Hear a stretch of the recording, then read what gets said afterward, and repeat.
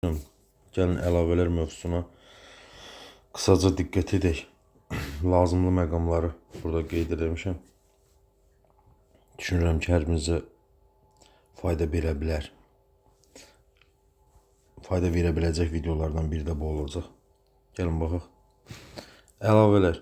Birincisi əlavə nə deməkdir? Əlavə özündən əvvəl gələn sözü, söz birləşməsini, ifadəni dəqiq şəkildə aydınlaşdıran sözə və yaxud söz birləşməsinə deyilir.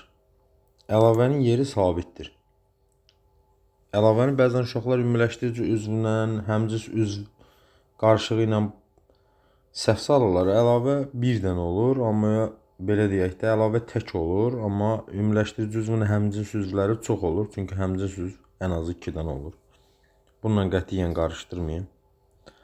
Əlavə ümumiləşdirici söz həmcis üzv oxşarından daha dəqiq şəkildə özündən əvvəl gələn üzvü izah etməsinə görə fərqlənir. Əlavə belə deyək, ümumiləşdirici üzvlə həmcis üzvdən fərqi odur ki, o özündən əvvəl gələn üzvü daha dəqiq şəkildə izah edir. Bir də ki, əlavələr həmişə izah etdiyi üzvdən sonra gəlir, izah etdiyi sözdən sonra gəlir.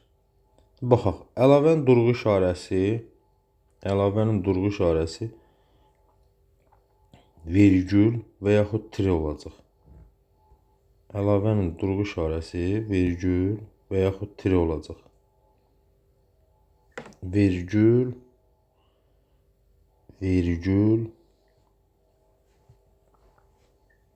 və tire. Bunlar əlavənin durğu işarəsidir. Yəni özündən əvvəl gələn sözü və ya söz birləşməsini izah edəndə adətən bu durğu işarələri ilə ayrılır onlardan. Əlavə nələrə aid ola bilər? Birinci əsas məsələ budur. Bunlara diqqət eləmək lazımdır. Əlavə həmişə üzvlərə aid olmur. Əlavə 3 şeyə aid ola bilər. 1. Xitaba. Məsələn, dostum, Rəşid, saat neçədir? Bu xitaba aid olması şagirdləri mübtada ilə aldadır. Yəni xitab belə deyək də formaca mübtadaya oxşuyur. Ona görə də şagirdlər xitabı seçə bilməyəndə xitabın əlavəsini elə bilirlər ki, xitabı mübtada zənn edib onun əlavəsini də mübtadanın əlavəsi götürürlər. Bu məqamda qətiyyən karıxmaq olmaz. Yəni xitabla mübtada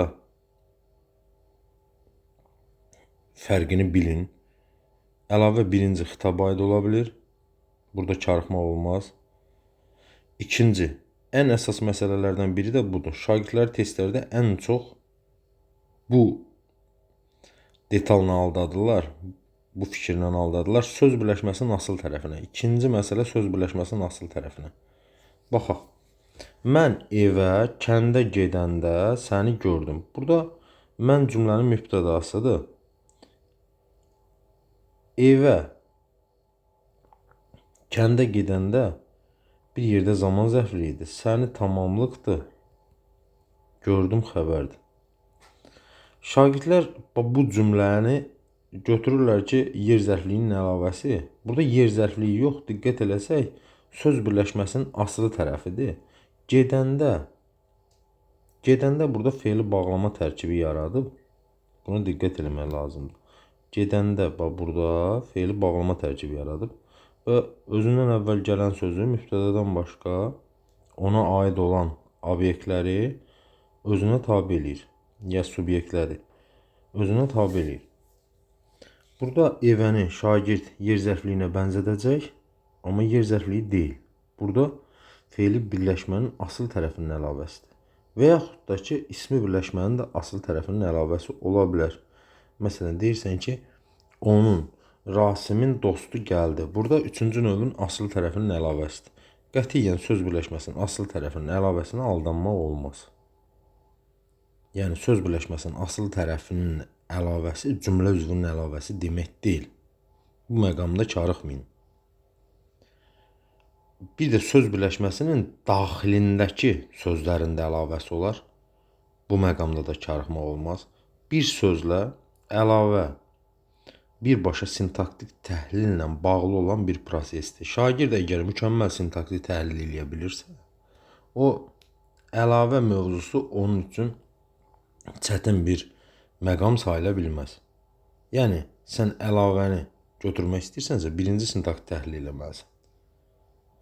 Çünki səndən cümlə üzvünün əlavəsini istəyəndə sən gedib söz birləşməsinin asıl tərəfinin əlavəsini götürə bilərsən. Söz birləşməsinin asıl tərəfinin əlavəsi, asılı tərəfi yer zərfliyinə də oxşaya bilər, təyinə də oxşaya bilər, zərfliyə də oxşaya bilər, mübtədəyə də oxşaya bilər, amma onlar söz birləşməsinin asıl tərəfidir. O müstəqil deyil. Orada karıxmaq olmaz. Ona görə də diqqətli olmaq lazımdır. Birinci növbədə sintaktik təhlil eləyib sonra əlavəni götürmək lazımdır. Üçüncü məsələdə cümlə üzvlərinin əlavəsi. Burada da yenə də sintaktik təhlil eləyirsən. Məsələn, səndən hansı cümlə üzvünü istəyirsə, onun əlavəsini götürürsən. Mübtədanın əlavəsi Aqil Farizin oğlu gəldi. Bu belə bir cümlə. Bu da mübtədanın əlavəsidir. Yəni əlavələrdə böyük bir məsələ yoxdur. Əlavə əsas diqqət etmək lazımdır ki, əlavə deyəndə səni testologiyada nə ilə aldada bilərlər? 3 şeylə. Xitab, söz birləşməsinin asıl tərəfi, cümlə üzvlərini. Yəni cümlə üzvləri deyib sənə söz birləşməsinin asıl tərəfini göstərə bilərlər ki, sən onu götürəsən. Bu məqamlarda karıxmaq olmaz. Əlavə birbaşa sintaktik təhlillə bağlı olan prosesdir. Əlavənin durğu işarələri bəzən dəyişə bilir. Yəni necə dəyişə bilir? Vergül qoyulmaya da bilər. Bəzən əlavə o başqa bir mövzudur. Durğu işarələrinin mövzusudur. Əlavədə həmişə vergüldən istifadə etmək olarmı fikri yanlışdır, yazıda qalsın.